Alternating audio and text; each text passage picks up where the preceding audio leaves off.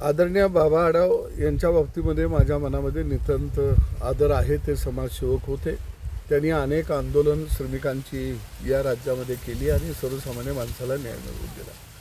परंतु काल त्यांनी जे केलेलं जे आंदोलन होतं, या आंदोलनानं माझ्यासारख्या चळवळीतल्या कार्यकर्त्याच्या मनामध्ये सुद्धा अनेक शंका खऱ्या अर्थानं निर्माण झालेल्या आहेत. ईव्हीएम मशीन हे काँग्रेसच्या काळामध्ये आलं. त्या काळामध्ये बाबा आढावांना हे ईव्हीएम मशीन योग्य आहे असं दिसत होतं का, हा एक मला पडलेला प्रश्न आहे.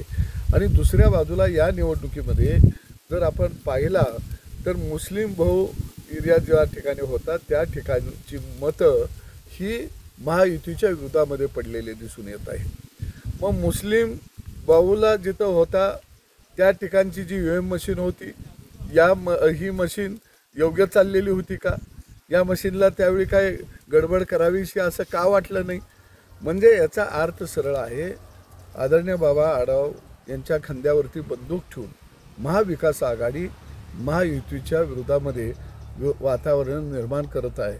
हे आता यातून स्पष्ट झालं. त्यांना भेटी द्यायला येणारे नेते जर पाहिले तर निश्चितपणानं आगीत तेल कोण ओततंय हा महाराष्ट्र चांगला ओळखतो. एबीपी माझा, उघडा डोळे बघा नीट.